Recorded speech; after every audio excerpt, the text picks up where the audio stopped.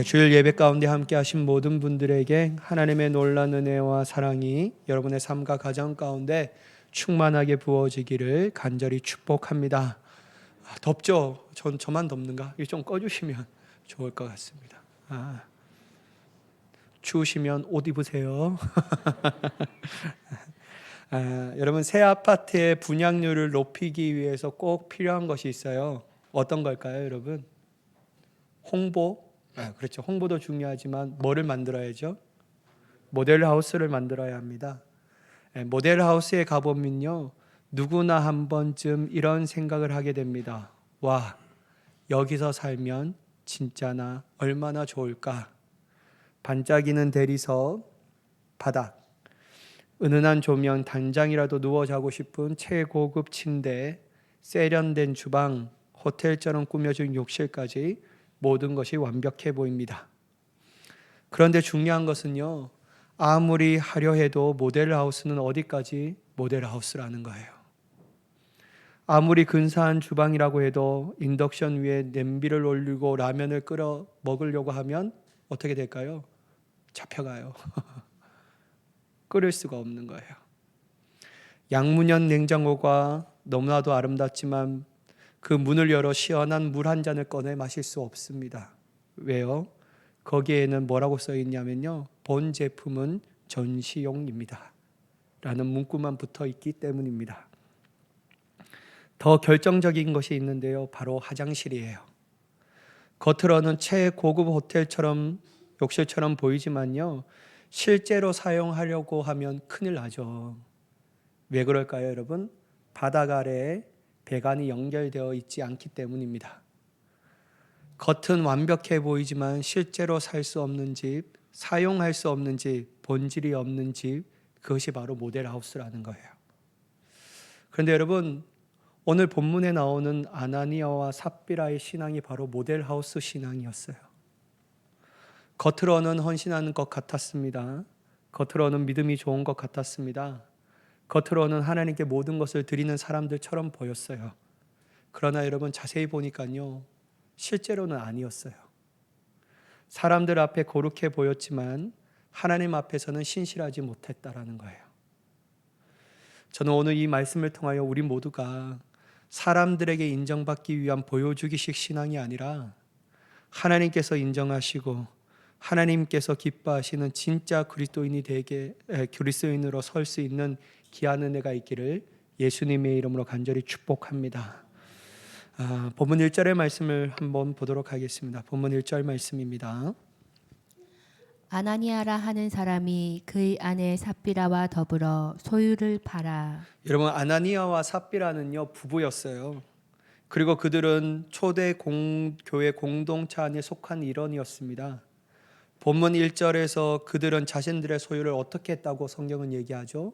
팔았다라고 얘기해요. 여러분, 이들이 왜 갑자기 자기들의 소유를 팔았을까요? 돈 쓸 데가 많아서 팔았습니까? 아니면 어떤 사업을 하기 위해서 필요한 자금을 마련하기 위해 팔았습니까? 도대체 이들이 왜 돈을 팔았는지 우리는 바로 성경 윗부분을 보면 알 수 있어요. 사도행전 4장 36절 37절 말씀인데요, 함께 보도록 하겠습니다. 구브로에서 난 레위족 사람이 있으니 이름은 요셉이라. 사도들이 일컬어 바나바라 하니 그가 밭이 있음에 팔아 그 값을 가지고 사도들의 발 아래 앞에 두니라. 여러분, 지난주에도 나누었지만 성령이 불같이 임한 초대교회 성도들이 사이에서 전무후무한 일들이 일어나고 있습니다. 어떻게요? 자신들의 소유를 팔아 공동체 안에 가난하고 굶주린 이들에게 기꺼이 나누어주는 자발적인 헌신이 물결같이 일어났다라는 거예요.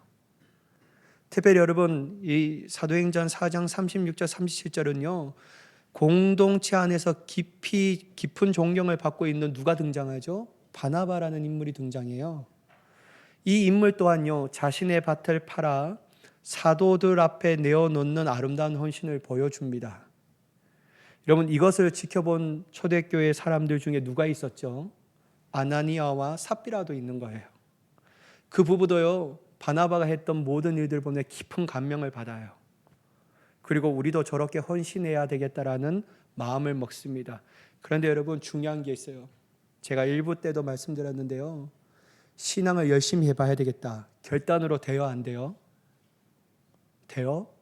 여러분 대단하신 겁니다. 그러면 결단으로 안 됩니다. 신앙생활 진짜 내 마음을 들여서 해야 되겠다. 돼요, 안 돼요? 안 돼요. 왜요? 우리의 의지로는 안 됩니다. 우리의 마음으로도 안 돼요. 왜 그러냐면요. 초대교회가 그랬어요. 자, 초대교회 안에서 이러한 놀라운 나눔이 가능했던 이유가 뭘까요, 여러분? 다 결단해서요? 아니에요. 그들이 들었던 십자가의 복음이 그저 머리로 아는 지식이나 남의 이야기가 아니라 내 심장을 뛰게 하고 내 삶을 뒤집어 놓는 나의 복음이 되었기 때문이에요. 나의 복음 말이에요. 그래서 여러분 신앙생활을 열심히 하고 싶고 건강하게 하고 싶고 끝까지 잘하고 싶은 분들은 의지나 열심과 결단도 필요합니다. 그러나 그것 갖고는 안 돼요. 뭐가 돼야 된다고요? 나의 복음이 돼야 돼요. 그 십자가가 내 남편의 십자가의 복음, 내 아내의 십자가의 복음, 믿음 좋은 우리의 부모님의 십자가의 복음, 또한 내 자녀들의 십자가의 복음이 되면요, 안 돼요. 신앙생활 열심히 할 수 없어요. 주님이 기뻐하시는 신앙생활은 불가능입니다. 왜요? 나의 복음이 안 됐는데 말이에요. 여러분 우리가 그 복음이요 나의 복음만 된다면요 우리의 삶을 뒤집어 놓는 역사가 일어나게 되는 줄 믿습니다. 왜 그럴까요? 이것 때문에 그래요. 내 삶의 진짜 주인이 누구라고요? 주님이에요. 여러분 초대교회가 놀라운 일들을 행할 수 있는 이유가 뭐냐면요 그 복음이 지식이나 남의 이야기가 아니라 자신을 향한 예수 그리스도의 위대한 복음이라는 것을 깨달으니까요 주인이 바뀌어졌어요. 누구로 바뀌어졌죠? 예수님으로 말이에요. 내 삶의 진짜 주인이 물질과 돈이 될 수 없다는 것을 깨달았습니다.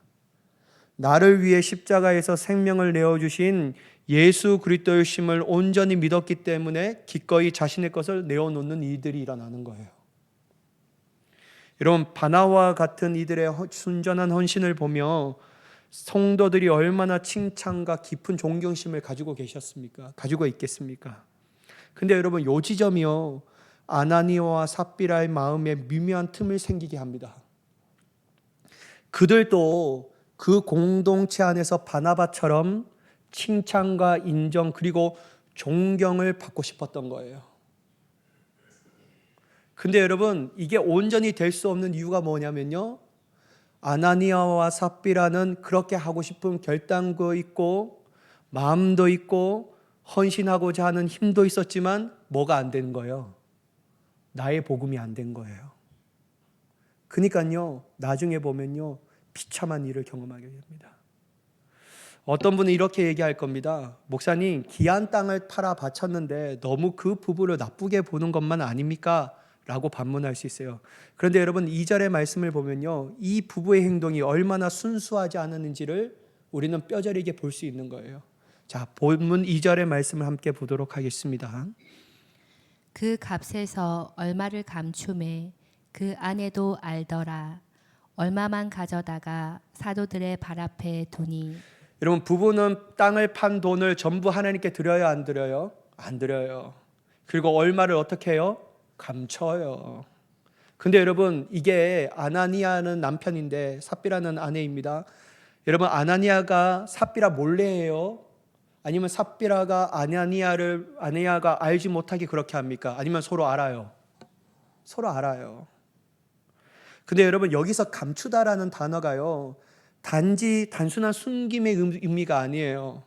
이 단어가 헬라 단어 어떤 단어를 쓰냐면요 노스피조마이라는 단어를 씁니다. 이건 단순한 숨김이 아니라 횡령하다, 차폭하다라는 의미를 가지고 있어요. 아주 무서운 뜻을 담고 있습니다. 여러분 부부는 사전에 치밀하게 입을 맞춰요. 돈의 일부를 자기들의 몫으로 몰래 빼돌려 놓고 숨겨놓고는 남은 돈을 가져와 사도들 앞에 내어놓으며 마치 이것이 우리가 판 땅값의 전무입니다 라고 한 게 문제가 된 거예요. 그들의 숨은 동기가요, 여기서 적나라하게 드러나는 거예요. 여러분 한번 생각해 보세요. 만약 이들이 하나님의 나라를 위해서, 그분의 의와 복음을 위해서 순수한 마음으로 그렇게 했다면 감춰요, 안 감춰요? 안 감추겠죠. 그냥 다 드리겠죠. 정말로 하나님의 사랑에서 순수한 마음으로 헌신하려 했다면요, 왜 일부를 감추겠습니까? 여러분, 감추었다는 것은 뭘 의미하죠? 결국 다 드리는 것이 너무 아깝다라는 거예요. 너무 두렵다라는 거예요. 여러분, 한번 그들의 입장에 대해서 한번 상상해 보세요. 땅을 팔아 목돈을 쥐고 있어요. 그러니까 갑자기 덜컥 겁이 나는 거예요. 왜 겁이 날까요? 여보, 이거 다 교회에 사도들 앞에 다 드리면 당장 내일부터 우리는 못 먹고 살아. 우리 아이들 앞으로 커가면서 돈 들 때가 한두 군데가 아니겠어. 그렇다고 해서 우리가 딱 그거 다 드리면 갑자기 우리한테 병이 생기네. 그리고 사업이 망하면 누가 우리를 책임져 준단 말이야. 이런 미래에 대한 막막함, 생계에 대한 불안, 재정이 끊어질지도 모르는 깊은 두려움이 그들을 덮친 거예요. 저는 여러분 충분히 이해됩니다. 이거 인간적으로 보면 너무 이해가 되는 말이에요. 여러분, 오늘날 아이들 키워가는데 얼마나 돈 많이 듭니까? 그죠? 다 키웠다고 여러분 이제 모른 척 하잖아요. 여러분, 아이들 키우는데 얼마나 돈 많이 들어요. 여러분, 한 명이 벌어서 아이들 키울 수 있습니까? 없어요. 맞벌이 해야지 어느 정도로 아이들 키울 수 있습니다. 그러니까 여러분, 근데 여러분 지금은 막 전쟁이 나서 물가가 더 올라요. 여러분, 자동차 끌고 다니기가 요즘에는 무서운 시대라고 얘기해요. 그러니까 여러분, 저는 이 말이 인간적으로 이해가 돼요. 당장 우리는 어떻게 살라고. 근데 여러분, 아나니와 삽비라의 비극은요, 그 불안을 가지고 누구 앞에 나아가야 되냐라는 거예요. 하나님 앞에 나아가서 정직하게 엎드리지 않는 데가 문제가 있는 거예요. 이건 다른 말로 뭐냐면요, 그들은 하나님을 향한 전적인 신뢰가 없는 거예요. 세상의 불안함은 비상감이라는 이름으로 꼭 쥐고 있으면서도 교회 안에서는 사람들에게 믿음 좋은 훌륭한 사람, 헌신적인 부부로 포장되고 싶은 거예요. 사람들의 박수에 갈차는 탐이 났지만 자신의 내일과 생존을 하나님께 내어 맡길 믿음은 없었던 거예요. 그러니까 자기들 부부를 위해서 놓는 거예요. 사랑하는 여러분, 한번 생각해 보세요. 왜 여러분 우리는 하나님 앞에 내 시간을 드리는 게 아깝죠? 왜 아까울까요, 여러분? 내가 할 일도 많은데, 뭐도 하는데, 이 하나님 앞에 시간 드리면 나는 이제 아무것도 못해. 그래서 여러분, 우리는 하나님 앞에 헌신하고 시간을 드리는 걸 되게 아깝게 생각합니다. 근데 여러분, 결국 따져보면요, 시간의 주인은 누구시죠? 하나님이에요. 저는 믿습니다. 우리가 드려지는 하나님의 헌신은 된 시간만큼 하나님께서 그 모든 일들을 뛰어넘을 집중력을 허락하시고 그 모든 시간 위에 시간을 우리에게 더하여 주실 줄 믿습니다. 하나님은 우리의 있는 것을 빼앗는 분이 아니에요. 더하시는 분이시죠. 근데 여러분, 우리는요, 자꾸만 인간적으로 생각하니까요, 하나님에 대한 신뢰가 없으니까, 나의 복음이 안 되니까요, 자꾸만 아깝게 생각하는 거예요. 내 시간을 드리고, 때로는 내 물질을 드리고, 때로는 내 몸을 드리는 게 너무 아깝다고 생각해요. 그런데 여러분, 사람들에게는 인정받고 싶은 거예요. 사랑하는 여러분, 물론 여러분, 우리가 이 말씀을 들을 때 오해하지는 말아야 합니다. 자, 보세요. 이 대목에서 절대 오해하지 말아야 될 거 있는데요. 지금 아나니아와 삽비라가 지은 죄의 본질이요, 헌금을 적게 하는 거예요? 아니에요.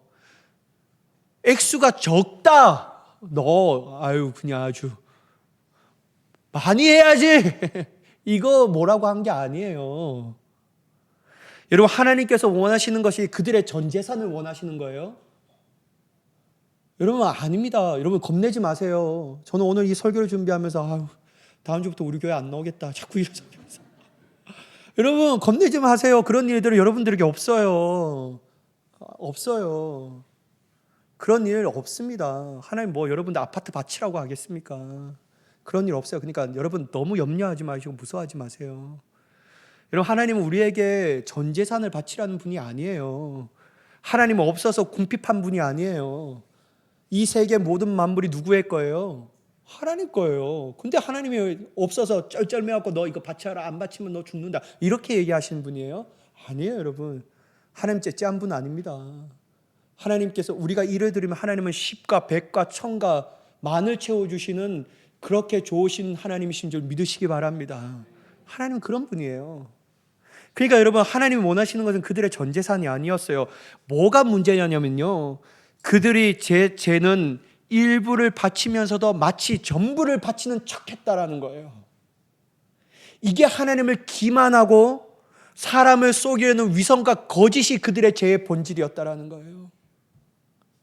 만약 여러분 하나님께서 우리가 드리는 헌금의 액수나 비율만 중요하게 보시는 분이라면요, 예수님께서 칭찬하셨던 가부의 두 랩도 어떻게 설명할 거냐라는 거예요. 여러분 성경에서 당장 빠져야 할 말씀이 아닙니까? 액수만 중요하게 본다면 말이에요. 여러분 누가복음 21장의 말씀을 보시면요, 예수님께서 제자들과 함께 헌금함 맞은편에 앉아 사람들이 헌금하는 것을 모습을 유심히 지켜보는 장면이 나옵니다. 여러분 부자들은 큰 돈을 풍족하게 헌금함을 넣습니다. 이때 여러분 가난한 한 가부가 와요. 그리고 얼마를 넣죠? 2렙돈을 넣어요. 여러분 여기서 렙돈은요, 당시 통용되는 가장 작은 동전으로 오늘날로 치면요 1,000원짜리 몇 장이 불과하는 거예요. 그걸 낸 거예요. 근데 제자들은 풍족한 돈을 냈다라고 왜 설명할까요? 여러분 2렙돈은 당장 눈에 보이는 거예요. 근데 이게 부자들은요 너무 풍성히 넣으니까 얼마 넣은지를 몰라요. 그러니까 여러분 성경에는요 정확한 액수를 알 수 없는 거예요. 부자들이 너무 많이 넣으니까. 그러니까요 풍족한 돈을 넣었다라고 얘기하는 거예요. 근데 여러분 이때 예수님께서 제자들에게 말씀하셔요. 누가복음 2장 3절 4절의 말씀인데요, 한번 보도록 하겠습니다. 이르시되 내가 참으로 너희에게 말하노니 이 가난한 가부가 다른 모든 사람보다 많이 넣었도다. 4절. 저들은 그 풍족한 중에서 헌금을 넣었거니와 이 가부는 그 가난한 중에서 자기가 가지고 있는 생활비 전부를 넣었느니라 하시니라. 여러분 예수님은 어떤 부자들보다 누가 더 많이 넣었다고요? 가난한 가부가 더 많이 넣었대요. 여러분 이게 이해가 돼요, 안 돼요? 되세요? 전 안 돼요. 인간적으로 수학적으로 따져보면 누가 더 많이 넣은 거예요? 부자들이 많이 넣었잖아요. 가난한 가부와 비교되지 않을 정도로 많이 넣은 겁니다. 성경에는 그들이 도대체 얼마 넣었는지도 가늠이 되지 않는 만큼 넣었기 때문에 그냥 풍성한 것으로 기록한 거예요. 그러나 여러분 예수님의 시점에서는요 가난한 가부가 훨씬 더 많이 넣었다고 얘기합니다. 왜요? 그의 생활비 전부를 드렸다라는 거예요. 아니 목사님, 하나님 다 안 받으신다면서요. 근데 이 여자도 전부 드렸기 때문에 그런 거 아니에요? 아니에요 여러분. 이 가부가 칭찬받고 전부를 드렸다라는 것, 그래서 많이 넣었다라는 것을 얘기하는 게 아니에요. 이 가부가 가진 믿음을 가지고 드렸기 때문에 부자들보다 훨씬 더 많이 드렸다라고 얘기하는 거예요. 뭐 때문에요? 여러분 가부가 드린 헌금은요 내일 당장 그녀가 끼니를 때울 쌀을 살 돈이었습니다.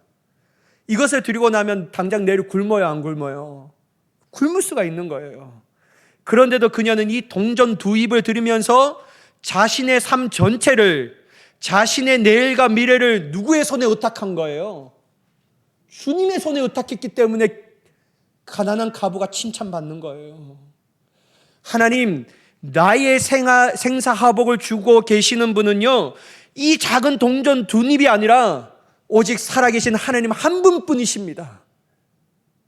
이 정직한 의탁을 주님은 최고의 믿음으로 여기신 거예요.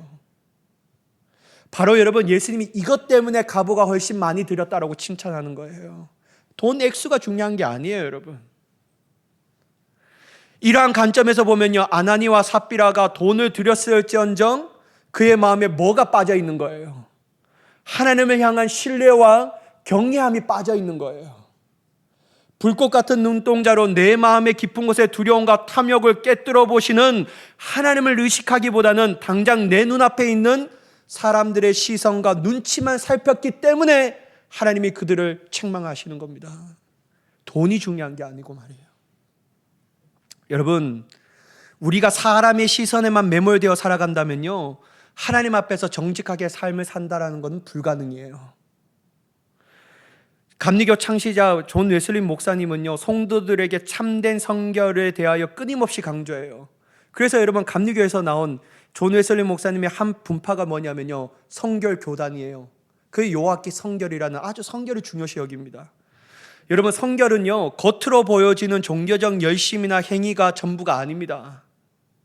우리 속사람 마음의 동기가 하나님 앞에서 온전히 깨끗해지고 정직해지는 것이 참된 성결이에요. 하나님은요, 우리의 속을 달아보시는 분이에요. 여러분, 정말 무서운 말인데요, 하나님 우리의 마음을 달아보십니다. 하나님은 우리의 마음을 달아보셔요. 너의 마음이 물질과 다른 어떤 것에 더 하나님보다 사랑하느냐, 이 마음을 달아보시는 분이에요. 여러분, 역대상 29장 17절 말씀인데요, 한번 보실까요? 역대상 29장 17절. 나의 하나님이여, 주께서 마음을 감찰하시고 정직을 기뻐하시는 줄을 내가 아나이다. 내가 정직한 마음으로 이 모든 것을 즐거이 드렸사오며 이제 내가 또 여기 있는 주의 백성이 주께 자원하여 드리는 것을 보오니 심히 기쁘도소이다. 여러분, 17절 보세요. 나의 하나님이여, 주께서 나의 마음을 감찰하시고 무엇을 기뻐하셨다고요? 정직을 기뻐하셔요. 그리고 또한 내가 무슨 마음으로 이 모든 것을 즐거이 드렸다고요? 정직한 마음으로 드렸다라는 거예요. 여러분, 하나님께서 가장 기뻐 받으시는 재물은요, 막대한 액수의 돈이나 화려한 업적이 아니에요. 우리의 가감없는 정직함입니다. 저는 우리 교회 모든 성도님들이 마음을 감찰하신 하나님 앞에 언제나 나의 연약함과 두려움까지도 투명하게 정직하게 내어놓는 참된 예배자가 되기를 예수님의 이름으로 간절히 축복합니다. 하나님 그렇게 드리는 자를 기뻐 여기시는 거예요. 여러분, 베드로는요, 성령의 거룩한 감동으로 아나니아의 은밀한 거짓말을 단번에 깨트려 봅니다. 그리고 그에게 엄하게 꾸짖습니다. 본문 3절과 4절의 말씀입니다. 베드로가 이르되 아나니아야, 어찌하여 사탄이 내 마음에 가득하여 내가 성령을 속이고 땅값 얼마를 감추었느냐. 땅이 그대로 있을 때에는 내 땅이 아니며 판 후에도 내 마음대로 할 수가 없더냐. 어찌하여 이 일을 내 마음에 두었느냐. 사람에게 거짓말한 것이 아니요 하나님께로다. 여러분, 아나니아는 속으로 이렇게 안도했을지 모릅니다. 베드로, 저 사람만 적당히 속아 넘어가면 돼. 이 순간만 눈치껏 잘 넘기면 돼. 우리 가족은 이 교회에서 평생 대접받으며 편안하게 신앙생활할 수 있어 라고 말이에요. 그렇지만 여러분, 베드로는 그의 영적 무지함을 상상조각냅니다. 아나니아야, 너는 지금 눈앞에 있는 육신을 가진 나 베드로는 속일 줄 몰랐지언정 너는 살아계신 하나님을 속였고 전능하신 하나님을 기만하였다 라는 거예요. 사랑하는 여러분, 우리가 믿는 하나님은요, 우리의 얄팍한 잔머리와 거짓말에 호락호락 속아 넘어가신 분이 아니에요. 여러분, 사람들은 적당히 속일 수 있습니다. 여러분, 저도 여러분들에게 속일 수 있어요. 믿음 좋은 척 너무 잘할 수 있습니다. 어떻게 해요? 여기 앉아서요, 찬양 부를 때 손 들고 찬양하면 됩니다. 기도할 때 어떻게 해요? 주야! 막 소리 지르면 돼요. 그리고 모든 일 할 때 앞장서서 합시다! 이렇게 하면 돼요. 사람들에겐 속일 수 있어요. 그러나 여러분, 누구를 속일 수 없다고요? 하나님은 못 속입니다. 하나님은 절대로 속일 수 없어요. 인간의 눈은 적당히 포장해서 속일 수 있어도요, 영광에 비친 하나님은 눈은 결코 피해갈 수 없다라는 거예요. 여러분, 이게 제 말이 아니에요. 잠언 16장 2절 말씀 한번 같이 읽어보도록 하겠습니다. 잠언 16장 2절 말씀입니다. 시작. 사람의 행위가 자기 보기에는 모두 깨끗하여도 여호와는 심령을 감찰하시느니라. 여러분, 사람들의 맹점이 뭔지 아세요? 자기는 다 괜찮대요. 저 사람이 나쁘다라는 거예요. 저 사람이 못하라는 거예요. 여러분, 이거 어디에 가장 많이 적용되는 말씀일까요? 부부관계. 안 그래요, 여러분? 당신만 잘하면 우리 집 행복해진다고. 남편은 아내에게 당신만 잘하면, 이렇게 요리를 하면 누가 먹냐고. 나는 잘하는데 당신이 못한다고. 반면에 아내는 어때요? 남편에게 당신이 지금 이러니까 우리의 가정이 행복해지지 않는다고. 모두 다요, 상대방을 탓합니다. 자기는 괜찮은 사람이라고 생각해요. 교회 안에서도 그런 사람 많아요. 나는 잘하는데 저 권사님, 저 목사님, 저 집사님, 저 성도만 잘하면 우리 교회는 심히 빨리 부흥할 건데. 아니에요, 여러분. 내가 잘해야 합니다. 우리의 가정이 내가 잘해야 돼요. 남편 아내 쳐다볼 게 없어요, 여러분. 내 자녀 쳐다볼 게 없어요. 내가 잘해야 돼요, 내가. 여러분, 사람의 행위가 모두 자기에는 깨끗해 보여도 여호와는 심령을 감찰하시는 분이기 때문에 속일 수가 없는 거예요. 네가 지금 지목하는 그 사람이 너보다 훨씬 좋은 사람이야. 주님은 이걸 아신다라는 거예요. 사랑하는 여러분, 근데요, 애나 어리나 똑같은 것 같아요. 여러분, 우리 둘째 누군데, 여러분들 너 어떻게 그러니? 이런 얘기하지 마세요. 우리끼리 비밀이니까. 둘째 보고 너는 머리가 비상하구나 막 이렇게 얘기하면 안 돼요. 우리 둘째도요, 꼭 저한테 뭐라고, 지가 잘못해놓고서 아빠가 거기 있어서 내가 부딪혔잖아 막 이렇게 얘기해요. 내가 그럼 어디 있냐? 네가 이렇게 쑥 지나가든가. 무조건 지가 갖다 부딪혀놓고서 나한테 아빠가 거기 있기 때문에 다 아빠 탓이래요. 그럼 내가 뭐라 그러면 겉으로는 미안하다 그러는데 속으로는 니나 잘하지 막 이렇게 얘기해요. 사랑하는 여러분, 요거요, 인간의 특징입니다. 여러분, 창세기 3장도 똑같아요. 여러분, 창세기 3장 보면요, 뱀의 유혹을 누가 받죠? 하와가 받아요. 뭐 먹죠? 선악을 알게 나무 열매를 먹어요. 그리고 누구한테 주죠? 아담에게 줘요. 바뀌면 안 돼요, 여러분. 여기 순서가요. 아담한테 딱 줘요. 아담이 어떻게 해요? 먹어요. 하나님이 찾으셔요. 아담아 어디 있느냐? 내가 왜 숨었느냐 할 때 아담이 뭐라고 얘기하죠? 당신이 나에게 만들어준 이 여자가 나에게 이 열매를 줘서 내가 먹어서 내 눈이 밝아졌나이다. 막 이렇게 얘기해요. 지금 누구 탓하고 있어요? 아내 탓하고 하나님 탓하는 겁니다. 똑같아요, 여러분. 사람은요, 진짜 나빠요. 자기가 잘못한 건 절대 안 보려고 하고요, 꼭 다른 사람이, 이 사람이 잘못해서 내가 이런 거야, 나는 괜찮은데 말이야. 여러분, 제가 신앙생활 잘하는 팁을 드릴게요. 이거 빨리 끝내야 되는데 진짜 여러분 팁 드릴게요. 여러분, 이거 진짜 잘 가슴에 새겨야 합니다. 제가 제자 훈련할 때 새벽 기도 때다 날마다 말씀드리는데요, 내 신앙의 건강함을 유지하기 위해서는요, 나는 요 정도 신앙생활하면 그래도 나는 괜찮은 사람이야, 요 마음 먹으면요, 사단이 가만히 안 내둡니다. 사단이 틈을 타서요, 그래 요 정도만 하면 돼 라고 얘기해요. 근데 그때부터요, 내 신앙이 바닥을 칩니다. 급속도로 나빠져요. 왜요? 하나님 은혜 더 이상 바라지 않습니다. 왜요? 이 정도만 하면 되는데 뭐. 근데 여러분, 나는 늘 부족하고 나는 늘 하나님의 은혜 없이 살아갈 수 없다는 생각하는 사람들은요, 끝까지 신앙생활 잘할 수 있어요. 왜요? 그들이 오늘 하루도 설 수 있는 것은 전적인 누구의 은혜예요? 하나님의 은혜니까요. 사랑하는 여러분, 괜찮다, 이 정도 하면 됐지 뭐, 이런 마음을 철저하게 깨트리며 날마다 우리를 불꽃같이 바라보시는 하나님 눈앞에 주님의 은혜를 구하며 서 있을 수 있는 저와 여러분이 되기를 예수님의 이름으로 간절히 축복합니다. 여러분, 시편 44편 21절 말씀 보실까요? 한번 같이 읽어볼게요. 시작. 하나님이 이를 알아내지 못하셨으리까 무릇 주는 마음의 비밀을 아시나이다. 내 아내에게, 남편에게 숨겼던 그 비밀도 누가 아신다고요? 하나님 아신대요. 하나님 아셔요, 여러분. 여러분 욥기 34장 21절 22절 말씀을 한번 같이 읽어보도록 하겠습니다. 시작. 그는 사람의 길을 주목하시며 사람의 모든 걸음을 감찰하시나니 22절 행악자는 숨을 만한 흑암이나 사망의 그늘이 없느니라. 여러분 행악자가 뭐냐면요, 내가 만약에 하나님 앞에 올바르지 못해요. 근데 막 감춰요. 감춰진다고 생각해요. 사람에게는 잘 감춰요. 근데 하나님이 앞에 감출 수 있어요, 없어요? 없대요.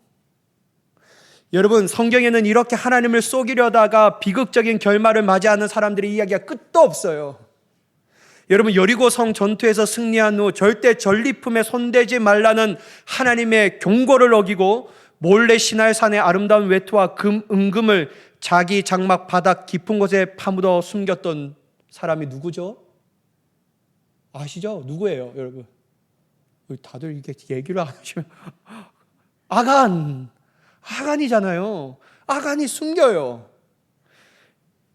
그는 아무도 모를 것이라고 확신했지만 하나님은 그 은밀한 범죄를 다 지켜보고 계신 거예요. 결국 그 한 사람의 숨겨진 죄로 인하여 이스라엘 공동체 전체가 아이성 전투에서 어떻게 됐죠? 패배합니다. 그는 아무도 모를 것이라고 생각했지만 하지만 하나님은 이 은밀한 범죄를 모두 보고 계신 거예요. 여러분 위대한 선지자 엘리사 곁을 지켰던 사한 누구가 있죠? 게하시가 있습니다. 여러분 나병을 고침받은 아람의 군대 장관 나아만이요 그토록 감사의 예물을 바치려고 하자 엘리사가 어떻게 해요? 넙죽 받아요? 안 받아요. 안 받습니다. 안 받아요. 나는 안 받는다. 근데 여러분 그러니까 엘리사가 대단한 사람이에요. 우리 같으면 어떻게 해요? 땡큐. 요거야 더 줘야지. 솔직하게 말해봐요. 여러분 저와 같잖아요, 그죠? 내가 은혜를 끼쳤어요. 그럼 이 사람이 나한테 이게 뭐 오는데요, 분명히 내가 100을 베풀었는데 90밖에 안 나요. 기분 상해요, 안 상해요? 솔직하게 대답해 봅시다, 여러분. 상해요, 안 상해요? 저는 막 기분 엄청 상하거든요. 95는 줘야지 그래도. 근데 여러분 엘리사가요 안 받아요. 왜 안 받느냐면요, 엘리사는 알았어요. 이 병을 고치신 분이 누구예요?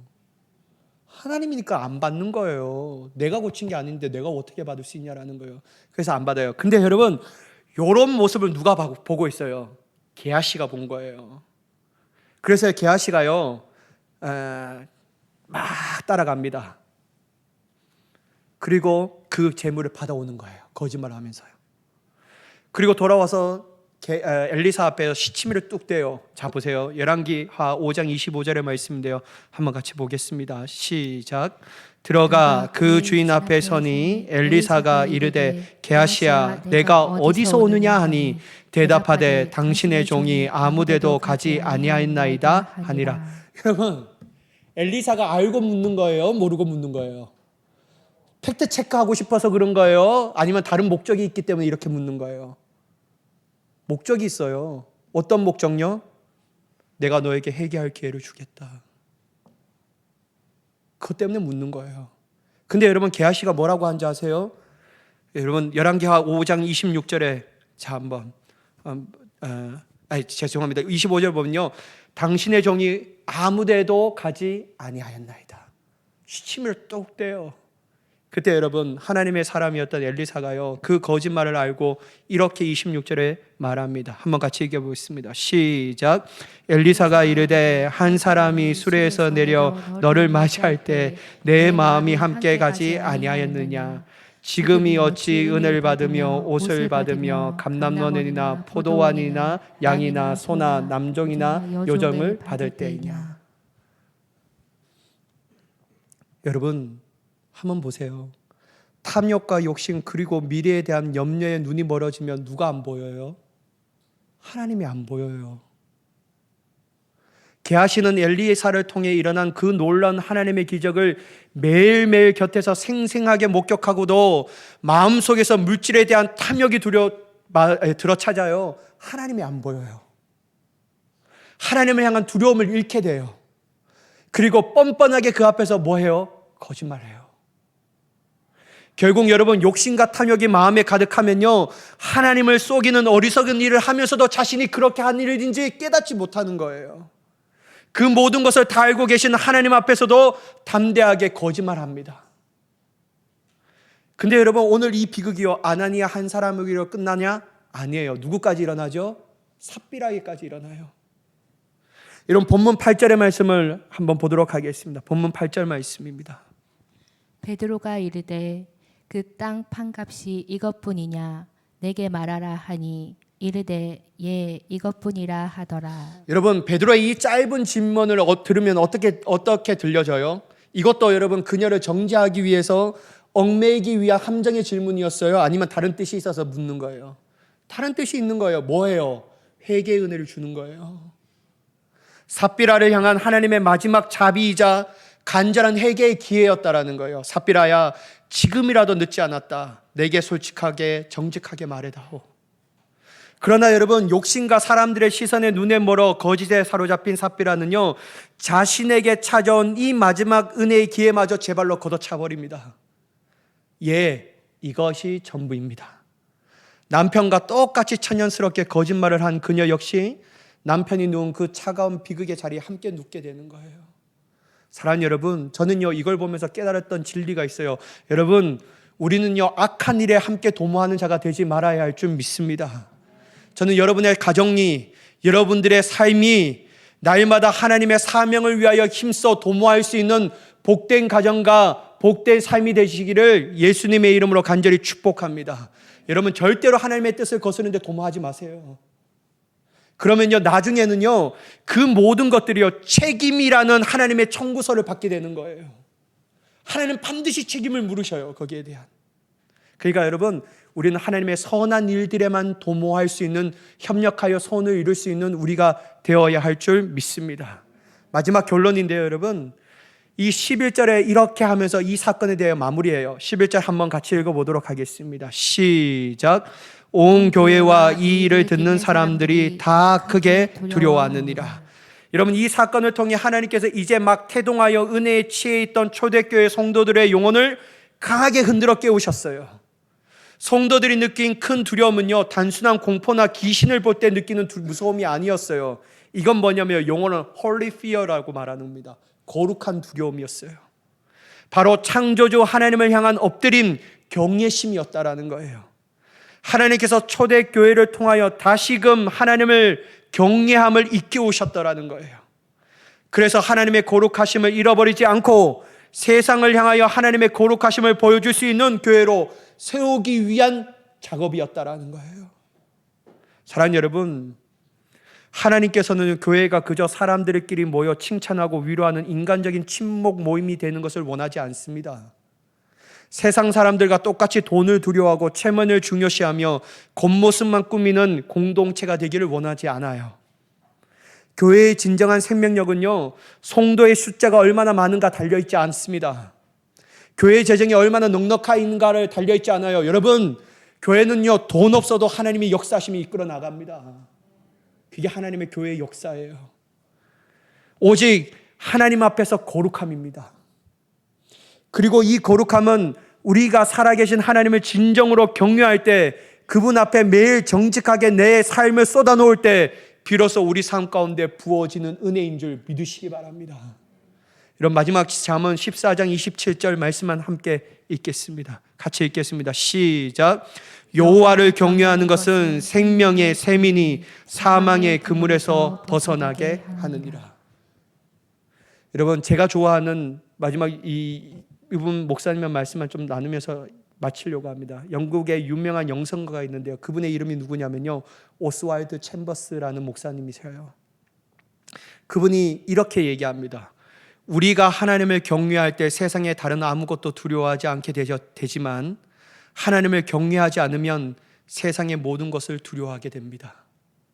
사랑하는 여러분, 하나님 앞에 온전히 경외함을 통하여 세상을 두려워하는 것이 아니라 세상 앞에 당당히 서며 하나님 앞에 정직함으로 기쁨이 되는, 그리고 모든 은혜의 복을 누리며 나아갈 수 있는 저와 여러분이 되기를 예수님의 이름으로 간절히 축원합니다. 기도하겠습니다. 사랑의 하나님, 감사합니다. 우리를 기뻐 받아 주시옵소서. 하나님 앞에 정직함으로 서게 하시고 하나님 앞에 온전히 기쁨으로 우리의 삶을 올려드릴 수 있는 복되고 아름다운 삶을 살아가게 하여 주시옵소서. 그렇게 역사하실 하나님을 간절히 기대하오며 예수님의 이름으로 기도드리옵나이다. 아멘.